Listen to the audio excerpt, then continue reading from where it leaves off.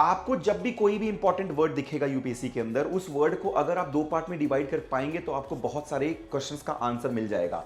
और ये चीज बहुत ही रिसेंट टाइम में देखी गई है कि अगर आप इतना दिमाग लगा लें कि आप क्वेश्चन को दो पार्ट में डिवाइड कर पाएं तो बहुत आराम से आंसर निकाल सकते हैं। एक ऐसे क्वेश्चन के बारे में हमने डिस्कस किया था 2025 के अंदर, जहां पे क्वेश्चन में एक वर्ड लिखा हुआ था फ्रॉग हॉपर। क्योंकि ये फ्रॉग को फ्रॉग हॉपर करके डिवाइड कर सकते हैं तो आप बहुत आराम से देख सकते हैं कि हॉपर इंसेक्ट्स होते हैं, तो आप आंसर निकाल ले जाएंगे। वैसे ये ट्रिक बहुत जगह और पे लगती है। जैसे मैंने कुछ क्वेश्चन लेकर रखा हुआ है, जैसे ग्रीन वॉशिंग का क्वेश्चन है। ग्रीन वॉशिंग, हमें पता है कि भाई हाँ भाई हम सस्टेनेबल वॉशिंग के नाम पर कुछ दिखा रहे हैं, तो ग्रीन और वॉशिंग को अगर हम अलग कर पाएंगे तो मतलब हम किसी चीज को ग्रीन वॉश कर रहे हैं, मतलब हम दिखा रहे हैं कि भाई वो सस्टेनेबल है। मे बी वो ना हो, तो हम जैसे ही इन ऑप्शंस को पढ़ेंगे हमारा आंसर बहुत आराम से निकल के आ जाएगा। Conveying a false impression that company produce are eco friendly, green washing, very easy.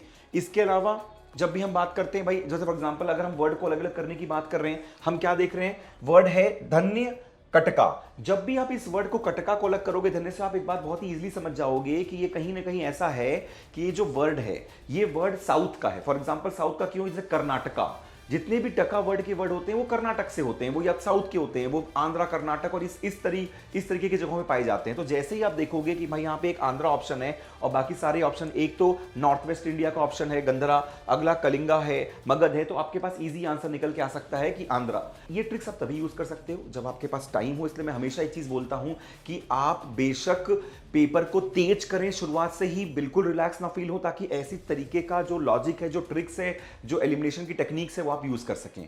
Next word एक बार आप देखें, जैसे फॉर एग्जांपल आप एम स्ट्राइप्स देख रहे हो। अब एम स्ट्राइप्स आपको देखने में अगर नहीं भी पता तो आप क्या कर सकते हो कि बहुत ही इजीली सोच सकते हो कि एम स्ट्राइप्स हो क्या सकता है, कि भाई स्ट्राइप्स। तो इनमें जितने भी एग्जांपल एक बार आप देखो, यहां पे लिखा है मेंटेनेंस ऑफ टाइगर रिजर्व, तो भाई tiger reserve stripe, stripe is tiger, तो आप बहुत इजीली आप फाइंड कर सकते हो कि कहीं और स्ट्राइप्स का यूसेज नहीं है।